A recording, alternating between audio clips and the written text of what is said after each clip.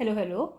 Today we are talking about or discussing about the another very important cycle that is called phosphorus cycle, which shows how phosphorus uh, propagates into the nature.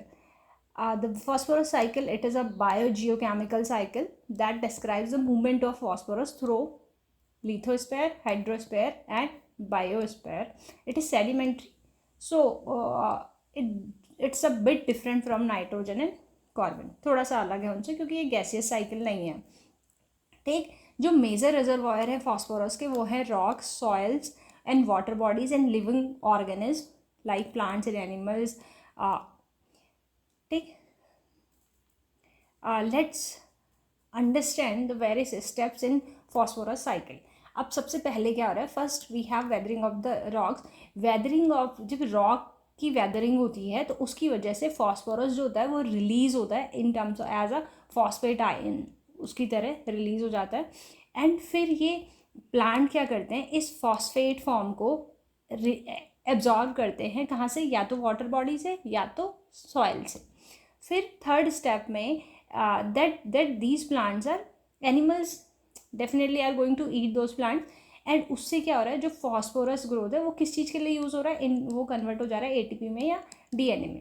इसलिए ये बहुत ही crucial cycle है for growth. ठीक.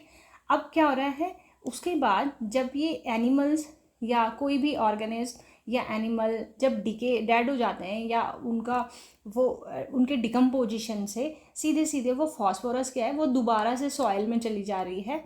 ठीक. And उसके बाद जो ये फॉस्फेट्स हैं ये वॉश ऑफ हो जाते हैं वाटर बॉडीज़ में. और ये वाटर बॉडीज़ में बेसिकली ये फिर इस तरीके से ये क्या बना रहे हैं, ये बना रहे हैं एक तरीके से सेडिमेंट्स. कहाँ? मरीन सेडिमेंट्स को. फिर उसके बाद हमारे पास क्या है, over million of years sediments may become a rock again and फिर they continuing the cycle. मतलब कुछ नहीं है, फिर ये बहुत से साइकिल के बाद ये sediments हमारे रॉक में कन्वर्ट हो जाएंगे और फिर से यही साइकिल रिपीट होने लगेगा. यानी रॉक, फिर उनकी वेदरिंग हो जाएगी, वो फिर सॉइल में चला जाएगा, सॉइल से उसको प्लांट एब्जॉर्ब कर लेंगे, प्लांट से उसको एनिमल्स एब्जॉर्ब कर लेंगे. फिर वो डिकम्पोजिशन के बाद वो फिर से सॉइल में चला जाएगा और वाटर बॉडीज़ में चला जाएगा रन ऑफ के बाद.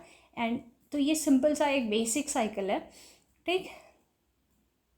अब ये कुछ नहीं हो रहा है, ये रहा एक सिंपल सा साइकिल है फॉस्फोरस में. इसमें क्या हो रहा है कि जब आपके पास ये रॉक्स की वजह से ये एब्जॉर्प्शन हो रहा है, एब्जॉर्प्शन के बाद डिकम्पोजिशन, प्लांट्स एब्जॉर्ब कौन कर रहे हैं, प्लांट. डिकम्पोजिशन होने के बाद दोबारा से उसको सेडिमेंट बन रहा है, सेडिमेंट के बाद दोबारा से वो जा रहा है. ठीक.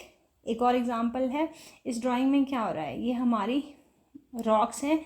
ये वेदर, जब रॉक्स वेदर होने के बाद इससे फॉस्फेट रिलीज़ हो रहा है सॉयल में. ये सॉयल कंज्यूम कर, ये सॉयल किसको जा रहा है, ये इसमें कौन है, प्लांट्स ग्रो कर रहे हैं, उसको कौन खा रहा है, उसको कंज्यूम कर रहे हैं एनिमल्स. वो एनिमल से फिर ये एनिमल्स के डिकम्पोजिशन, और डिकम्पोजिशन किसकी हेल्प से होगा, या तो फंजाई या बैक्टीरिया की वजह से. उसके बाद से वो सॉयल में चला जा रहा है और फिर सॉयल के बाद रन ऑफ या ड्रेनेज की वजह से वो सारा हमारा सेडिमेंट्स के लिए ओशंस में चला जा रहा है और वो फिर से दोबारा रॉक्स में कन्वर्ट हो जा रहा है. लेकिन वो बहुत लंबी प्रोसेस है, ये बहुत स्लो साइकिल है. अगर आप इसको समझेंगे तो ये कंपैरेटिव टू अदर बहुत स्लो साइकिल है.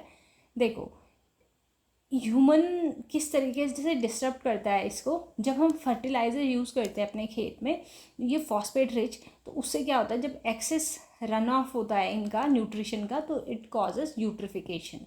ठीक. जब आप फॉस्फेट की रॉक्स को माइनिंग करते हो तो ये एक नेचुरल साइकिलिंग को डिस्टर्ब करता है. ठीक. जब आप वेस्ट वाटर भी डिस्चार्ज कर रहे हो ना तो उससे क्या हो रहा है, जो एक्वेटिक इकोसिस्टम है उसमें फॉस्फोरस की क्वांटिटी इंक्रीज हो रही है. ठीक. थोड़ा सा यूट्रिफिकेशन को देख लेते हैं. यूट्रिफिकेशन का कुछ नहीं मतलब, यूट्रिफिकेशन मतलब जब फॉस्फोरस एक्सेस हो जाता है तो उस एरिया में हाई न्यूट्रिएंट्स की वजह से एल्गी ब्लूम्स हो जाती है. वो एल्गी ब्लूम्स की वजह से ऑक्सीजन का डिप्लीशन हो जाता है और ऑक्सीजन की डिप्लीशन की वजह से जो एक्वेटिक लाइफ है वो डिस्टर्ब हो जाती है, या मोस्ट ऑफ द टाइम वो एरिया एक डेड जोन में कन्वर्ट हो जाता है. जैसे यानी एल्गी ब्लूम की वजह से एक हाइपोक्सिया की कंडीशन होगी, फिर वो एरिया एक डेड जोन में कन्वर्ट हो जाएगा. जैसे लेक इरी और यमुना रिवर है ना इंडिया में, ये बहुत कॉमन एग्जाम्पल शो करते हैं इसका. कंक्लूज़न अगर हम करें इसका तो ये कोई गैसियस फेज़ नहीं है. ठीक. इसमें कोई भी गैसियस फेज़ नहीं है.